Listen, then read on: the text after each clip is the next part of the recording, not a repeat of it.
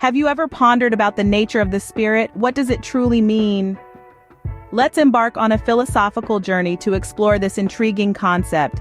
In the realm of philosophy, the term spirit has been a subject of contemplation for centuries. Among the thinkers who have delved deeply into this concept, the name of Georg Wilhelm Friedrich Hegel stands out. Hegel, a German philosopher from the late 18th and early 19th century, has extensively pondered about the spirit, leaving a profound impact on philosophical thought. Now you might be wondering, what is so unique about Hegel's view of the spirit? Well, Hegel's philosophy, in essence, revolves around the idea of the spirit as an entity that is not static, but rather dynamic and evolving.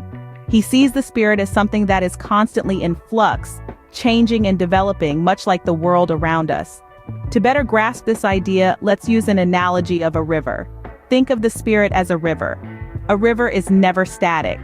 It's always in motion, flowing from one place to another, constantly changing its course, its shape, its speed. It interacts with its surroundings, shaping the landscape and getting shaped by it in return. Similarly, Hegel's view of the spirit is that of a dynamic entity, always in motion, always evolving. Hegel's spirit is not confined within an individual. It is much more expansive, encompassing the collective consciousness of societies, nations, and indeed the entirety of humanity. It is through this collective spirit that human history unfolds, shaped by the dialectic interaction of ideas, conflicts, and their resolutions. So, in Hegel's view, the spirit is not a static entity but a dynamic and evolving process. It's like a river, always moving and changing. And just as a river's course can transform landscapes, the evolving spirit in Hegel's philosophy is a transformative force that shapes the course of human history and consciousness. How does the spirit evolve according to Hegel? Let's delve into the dialectical process. To comprehend Hegel's view on the evolution of the spirit, we must first understand his concept of dialectics.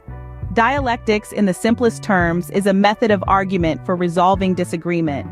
It's a bit like a conversation, a dance of ideas where one thought meets another, and in the process, both are transformed. Imagine you're having a conversation with someone. You present a point of view, your thesis, say, about the importance of freedom.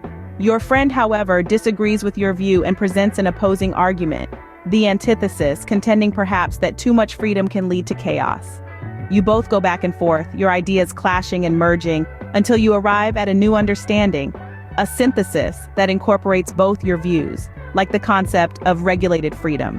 This is the dialectical process at work, a constant ebb and flow of thoughts where thesis meets antithesis to create a synthesis. But this doesn't stop here. This newly formed synthesis now becomes a new thesis, ready to be challenged by an antithesis, and the cycle continues. This perpetual process of thought evolution, according to Hegel, is how the spirit evolves. The spirit, in Hegel's philosophy, isn't a ghostly apparition but a complex matrix of human consciousness, societal norms, and cultural ethos. It's the collective we, the societal mind, the shared consciousness. And just like our personal understanding evolves through conversation, this collective consciousness, the spirit, evolves through the dialectical process. It's important to realize that this isn't a linear progression but a spiral one. With each revolution, the spirit ascends to a higher level of understanding, incorporating the old and the new, the thesis and the antithesis. It's a journey of constant growth and self-improvement, an endless quest for absolute knowledge.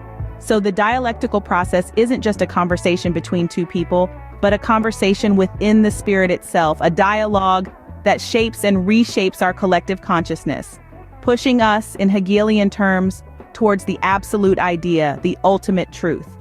Just like a conversation that evolves with every exchange, the spirit, according to Hegel, evolves through the dialectical process. What is the end goal of this evolving spirit? Hegel calls it the absolute. But what does that mean? Imagine you're trying to piece together a jigsaw puzzle. Each piece represents a stage of development, a fragment of knowledge, a moment in history. You pick up one piece, then another, and gradually the picture begins to form. But you're not just passively assembling an image that was predetermined from the start. No, you're actively shaping and reshaping the picture as you go. You are the one who decides what the final image will look like. This is how Hegel views the spirit's journey towards the absolute.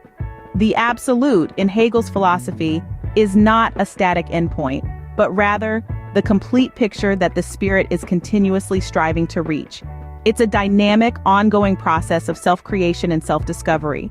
The spirit, like the puzzle solver, is both the creator and the created, the subject and the object, the knower and the known. The spirit doesn't just passively receive the world, it actively shapes and reshapes it. It's not just a spectator, but a participant.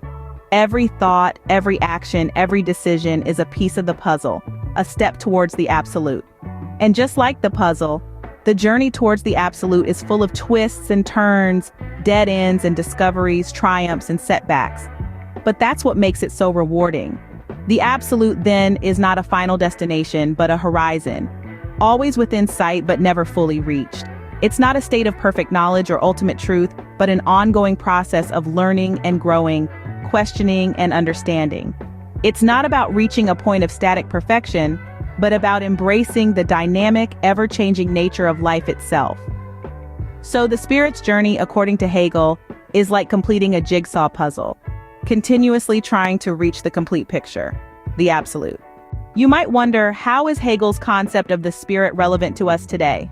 Well, Hegel's idea of the spirit as a constantly evolving entity mirrors our own personal growth. We're not static beings. We learn, we adapt, we change. Much like Hegel's concept of the spirit, it's a constant process of becoming, of evolving. But Hegel's spirit doesn't just apply to individuals. It's also a mirror to society.